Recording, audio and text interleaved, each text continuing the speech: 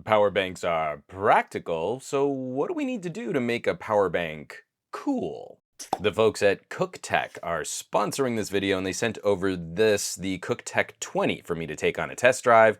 I really like this brick. It's been interesting to watch the evolution of portable batteries. From tiny little chargers just to top off a phone to massive brick things that you can't really travel with, and a whole middle era of plain black boxes just to put large capacity in, no readout or easy way to use it. Infomercial hand acting. I think we're entering a more savvy era of performance. We don't want just a big bucket of cells, we also want speed and information. A quick tour around this rectangle. We've got 3 ports right up top. Everything goes through this top panel, which is nice. You can set it up vertically, save a little surrounding area on your desk. There's nothing on the other sides or on the bottom. This front face here gives us a series of LEDs to show charge and discharge, and we get a large TFT display for significantly more granular stats. This is such a welcome addition. I've been reviewing those large home backup and crate batteries, and it's really helpful to understand how much power different products draw, the impact that can have on your battery runtime. These 3 ports up top are rated for different levels of power delivery, and you don't have to memorize what those ports can do. The readout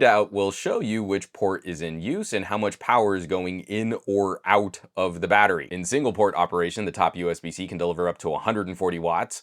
The second USB-C can reach up to 60 watts, and this USB-A will top out at 30 watts. When multiple ports are in use, the USB-Cs will drop to 45 and the USB-A will stay at 30. Now, something I think is really cool, a number of our phones have proprietary fast charging options. Xiaomi has been supporting faster charging from 60 watts all the way up to 120 watts on some of their newer handsets. Well, the CUKTECH supports this connection. I've got the new Xiaomi 14T Pro here. It's rated at 120 watts. Let me plug it into the and right there. Boom, 120 watts, and it's charging like a shot. I let the battery run down to like 35%. In a matter of minutes, I'm gonna have a whole day's worth of charge ready to go on this phone. The way that these fast battery standards kind of change up performance, it's shifting the wattage and the amperage so that we get to these faster charging speeds, get more electricity into the battery faster. But it's just really cool to see this hooked up to a portable power bank and seeing a 50% charge in like 14 minutes. All right, now I focus on phones a lot on my channel, but I also just recently got a fancy new laptop. I've really enjoyed using the Surface Laptop 7 recently. It's got that new ARM chip. It gets incredible battery life, but still, if we're running our tech hard on the go,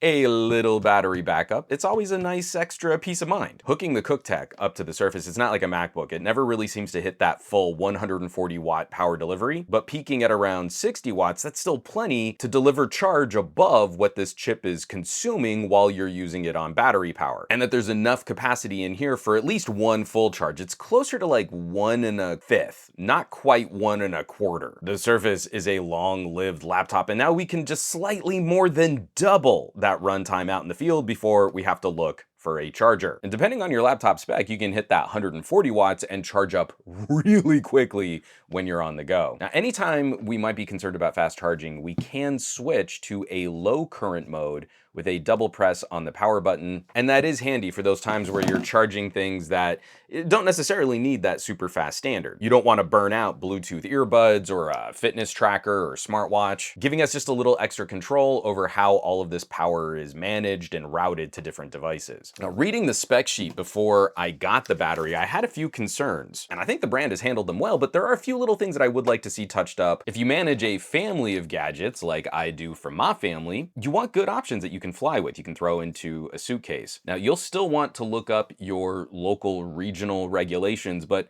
this battery capacity should be fine to fly with here in the United States. When this goes through the scanner at a TSA checkpoint, it's gonna show up as like a pretty big lump. So it's nice that they've listed here on the side in a clear graphic. It's not buried in these tiny little text fields that this is a 90 watt hour battery, which should be approved for TSA regulations. Also, real fast charging is still relatively new for a lot of consumers, especially North Americans, who have slow charging phones that call themselves fast charging phones. CUKTECH lists various modes of charge protection on their website. That's the little graphic that I'm showing right here on the screen. Moving electricity between gadgets quickly, it's good to know what the capabilities really are. Now, my last concern is something that I don't believe gadget manufacturers can solve all on their own, or that they can really address just by themselves. We use this connector for a lot of different accessories now, and at a lot of different data and power speeds. Reaching 140 watts, the battery and the computer need to support that standard, but also the cable that connects them needs to support that kind of power. Now, obviously, CUKTECH supplies a cable that can handle that, and that means you really want to keep this cable with the battery. You want to keep this cable separate from all of your other bucket of USB-C cables, which is kind of the bummer here because this cable is a little plain. It's just kind of a generic looking black cable, and they've added this little sticker tag, the CUKTECH label here on the side, but these things are pretty easy to lose. They'll get torn off with a lot of regular use. If the little tag gets torn off, you've got to look for this little 6A that's stamped on the shielding right here. Increasingly, it's going to matter more and more that people buy high quality cables for all their different devices and to charge their different electronics. For example, the most expensive cable I have in the Gadget Lab is this bad boy right here. It's a really long cable, and I bought it for its excellent shielding and its durability, but this only supports slower data transfer rates, and it's only rated up to 100 watts. And yet again, no other disclosure or conveyance or listing of specs on the cable itself. I just have to memorize that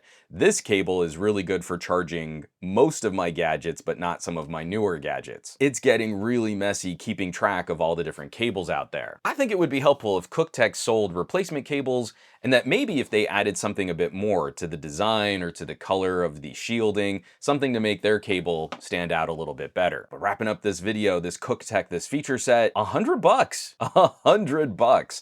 This is a fantastic collection of charging technologies in a backpack-friendly form factor, and it's ready to be a helpful companion on your next adventure, or just be there to back you up throughout your work week. So of course, I will leave a link down below this video where you can find more information on the CUKTECH Powerbank P series. Maybe shop one of these bad boys online. As always, thanks so much for watching, for sharing these videos, subscribing to the channel. A thank you to CUKTECH for sending this my way. This has been a really fun battery to play with, and it's gonna be a very nice companion for my new laptop. Greatly appreciate all the support on the channel, the list of names scrolling by. These are the coolest geeks in the universe. A huge thank you from the bottom of my heart, as they are literally helping to keep the lights on here in the Gadget Lab. And I hope you'll consider checking them out at patreon.com/SomeGadgetGuy. Now, you know where you can find me across the rest of the internet at SomeGadgetGuy, basically everywhere. But these days, I'm trying to spend a bit more time on the Mastodons, a lot less so on the Facebooks, the Instagrams, definitely not much on the Twitters. And I will catch you all on the next video.